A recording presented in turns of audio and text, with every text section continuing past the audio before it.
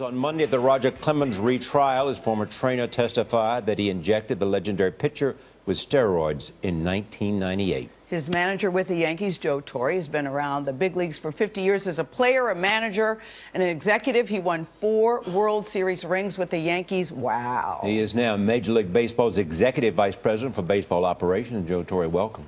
Welcome. I feel old, Gail. No, you don't have to feel. But before you get started, you were asked a question this morning in the green room that I'll bet no one has ever asked you, Charlie. Patrice, who you know very well, says, Mr. Torre, would you mind if I groom your eyebrows? So how are you feeling? Your eyebrows look fantastic. I asked her if she could come over tomorrow morning. Yeah, and take care of it. Yes.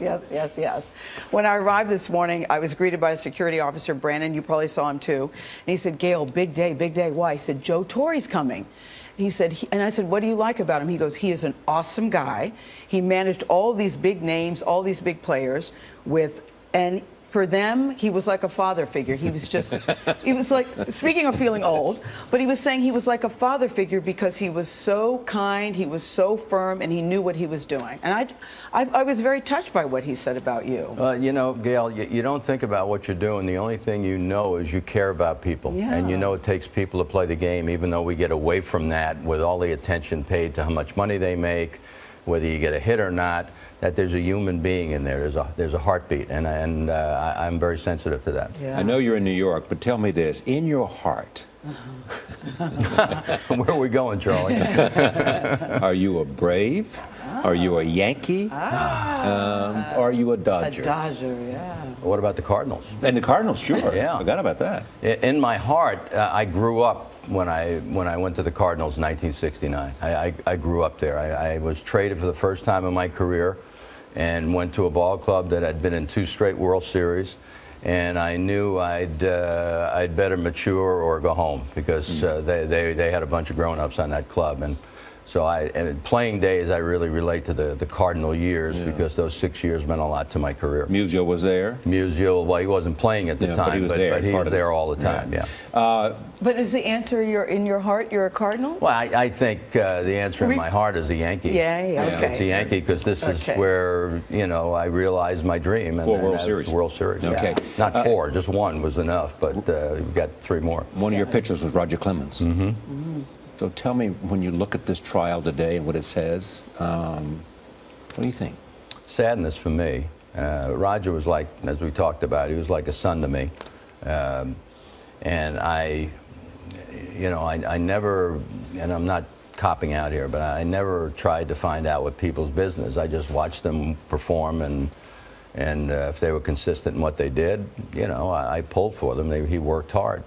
What's going on now is just very sad for me, whether Roger did or didn't do what people are talking about. The fact that his chances of getting to the Hall of Fame seem to be minimized now with all this attention paid to, you know, lying to Congress, taking steroids. Do you believe him, Joe? I believe Roger believes him. I think when Roger talks, he honestly believes what he's telling you. And I know it's some kind of a contradiction here, but it's a huge contradiction. It's a big contradiction, but when Roger, you know, because he didn't have to testify, you know, he decided he wanted to testify. And he, you know, got in a place he shouldn't have been. We saw footage of an interview that Mike Wallace, I mean, it was like straightforward. Yeah, I'm telling you, when he says things, he believes what he says. And it's just a sad time for me because I know what Roger was in the time that I was with him. We saw one of the great finishers in the game be injured the other day. Yeah, Mariano. Will he be back? Yeah. He'll be back because he wants to be. I'm still trying to call him on the cell phone, but there's no more voice room on that his message. What would you say to him? Well, you know, I had just seen him the week before, and I said, what are you going to do, Mo? Are you going to retire? He says, well, Mr. T, he says, I'm 42 years. I said, I know, I don't want to hear all that stuff. You still go out there and do that stuff pretty well. And I think, put it this way, even if he was considering retiring, I think the fact that it would end this way was something, would be something he didn't want to have happen.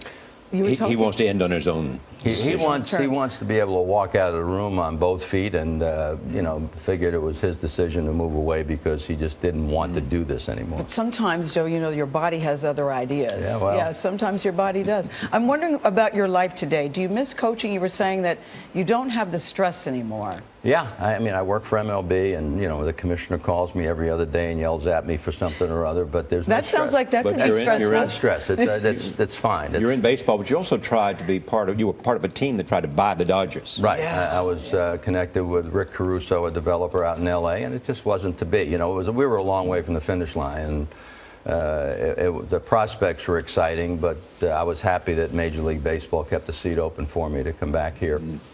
The one player that you think is the greatest player you ever played with? Played with? Yeah, played with. Somebody you knew. Hank first. Aaron. Aaron was. And Hank Aaron. The best player you ever managed? Derek Jeter. Derek Jeter. Because? Again, I don't know. He may not be gifted with the best ability in the world, but when you put the package together, there's something special about this young man. I think so too. That he's a leader. He was a leader at 21 years old without trying to be. And he's got that fire burning in his stomach all the time. He's very, very special. I'm thinking the package looks good when it comes to Derek Jeter. Not too bad. I agree. I agree. How is baseball changing? How is it different today than even when you were managing? Well, the word entitlement comes up a lot. I don't see that only in baseball, but in other sports, where players used to come to the big leagues, tiptoe into the clubhouse, and where do I fit in? These players just burst onto the scene, and they're talented. There's no question. They're better conditioned than we were years and years ago. I think the game is better. I think the game is more scrutinized because of technology, but I think the game overall is better because we have players that probably are in better shape than we were years ago. Will we see a 400 hitter? That's tough. That's tough. I really don't think so. 4 out of 10 is very tough. We change pitchers too often for that. Well, it is really good to see you. Thank you. Really good to see you. Thank you, Charlie. I want to invite you to our dinner, and you also, Gail, our Safe at Home Foundation, where we put safe rooms in schools, and we are very proud of our foundation. And November 8th. Thank you. I will mark it down. I went years ago. I enjoyed it, and like your wife too. Thank you. Yeah. I do. Pleasure too. to have you here, awesome. and you continue to do good work, and stay in baseball is a good thing for all of us.